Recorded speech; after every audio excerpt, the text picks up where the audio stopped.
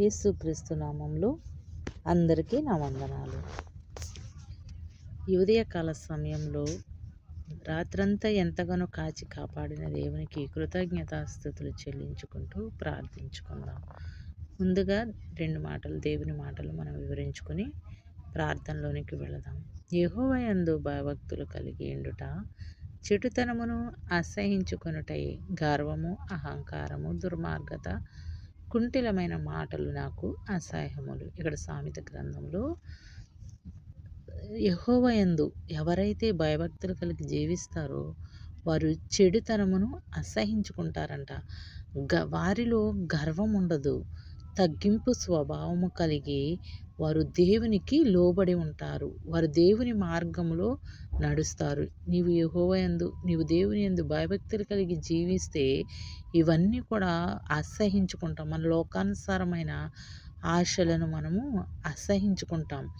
అహంకారము మనలోనికి రాదు. దుర్మార్గతయు, కుంటిలమైన మాటలు నాకు అసహ్యము అని ఇక్కడ భక్తుడు చెప్తున్నాడు. మనము ఎప్పుడైతే యేసుక్రీస్తుని మన సొంత రక్షకుడిగా అంగీకరించి ఆయన మనలో పరిశుద్ధత ఎప్పుడైతే నింపుకుంటామో, ఆయన పరిశుద్ధతను మనం నింపుకున్నట్లయితే మనలో ఈ లోకాశలు నశించిపోతాయి. ఈ చెడుతనమును మనం అసహించుకునే వారంగా ఉంటాం. నీవు అసహించుకున్నప్పుడు దేవునిలో ఎదుగుదల మొదలైనప్పుడు దేవుడు నిన్ను ఎంతగానో ఆశీర్వదిస్తాడు. నీవు దేవుని కొరకు జీవించాలనే ఒక తీర్మానంతో దేవుని యొక్క ప్రేమను మనం తెలుసుకుని ఆయన నీతి మార్గంలో మనం నడుచుకునే వరముగా ఉండి ఆయన బిడలగా జ్ఞానము కలిగి ఆయన యందు భయభక్తులు కలిగి మనం జీవించగలిగితే దేవుని కృపను మనం పొందుకునే వరముగా ఉండాలి. నీ కుటుంబానికి రక్షింపబడిన ఒక విశ్వాసిగా ఉంటే నీ కుటుంబాన్ని దేవుడు ఆశీర్వదిస్తాడు. ప్రార్థన. మహాపరిశుద్ధుడా, మహోన్నతుడా, నీ ఘనమైన శ్రేష్టమైన నామాన్ని బట్టి నీకు స్తుతి స్తోత్రాలు చెల్లించున్నాం ప్రభువా. యోగ్యత లేని నన్ను మమ్మల్ని జ్ఞాపకం చేసుకుని ఉదయకాల సమయంలో నీ కాపుదల భద్రత మాకిచ్చి ఉదయాన్నే చూడగలిగే భాగ్యాన్ని మాకు ఇచ్చినందుకు మీకు వందనాలు అయ్యా. ఉదయాన్నే మా ప్రార్థనలు నేను ఎదుర్కొనే భాగ్యాన్ని మాకు దయచేయండి అయ్యా. వేకువజామున లేచి నేను స్తుతించి మహిమపరచడానికి ఇచ్చిన ధాన్యతను బట్టి నీకు వందనాలు. ఒకసారి మమ్మల్ని మీరు జ్ఞాపకం చేసుకోండి. ఉదయకాలంలో ప్రయాణం చేస్తున్న ప్రతి ఒక్క బిడ్డను మీరు జ్ఞాపకం చేసుకోనండి నాయన.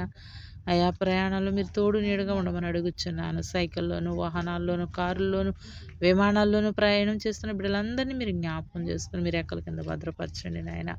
అయా మీకు స్తోత్రాలు వందనాలు చెల్లించున్నాను ప్రభువా. అయా నీకు స్తుతి స్తోత్రములు చెల్లించున్నాం. అలాగే ప్రభు హాస్పిటల్లో ఉన్న బిడ్డలందరినీ మీరు జ్ఞాపకం చేసుకోనండి. ఎవరైతే హాస్పిటల్లో ఉన్నారో వారికి మంచి ఆరోగ్యం శక్తిని దయచేయమని అడుగుచున్నాం ప్రభు. అనేకమైన వ్యాధులతో బాధపడుచున్న ప్రతి ఒక్క రోగాన్ని మీ నామములు విడుదల దయచేయమని అడుగుచున్నాం తండ్రి. అయా నీకు స్తోత్రములు వందనములు నాయన. సహాయం చేయండి, కృప చూపించండి నా తండ్రి. అయా నీకు స్తోత్రము. నా దేశ నాయకుల కొరకు ప్రార్థిస్తున్నాం ప్రభు నాయన. వారి ప్రభు పాలనలో మీరు తోడు నీడగా ఉండమని అడుగుచున్నాను. అలాగే నా ప్రభు నాయన సేవ దైవజనుల కొరకు ప్రార్థిస్తున్నాం ప్రభు. ప్రతి ఒక్క దైవజనుని మీరు జ్ఞాపకం చేసుకుని వారి సంఘాలను, వారి కుటుంబాలను మీరు దీవించండి, ఆశీర్వదించండి నాయన. ఎక్కడైతే నీ సువార్త లేదో ప్రభు, మారు మూలలో ప్రభు నీ సువార్తను ప్రకటించే భాగ్యాన్ని దయచేయమని అడుగుచున్నాం తండ్రి. మీరు సహాయం చేయండి ప్రభా. నీకు స్తోత్రాలు వందనాలు. ప్రతి ఒక్క కుటుంబాన్ని మీరు జ్ఞాపకం చేసుకుని మనం అడుగుచున్నాను ప్రభా. అయా ఈ లోకంలో ఎవరైతే నశించిపోతున్నారో పాపమని ఊబిలో వారిని రక్షించమని అడుగుచున్నాను తండ్రి.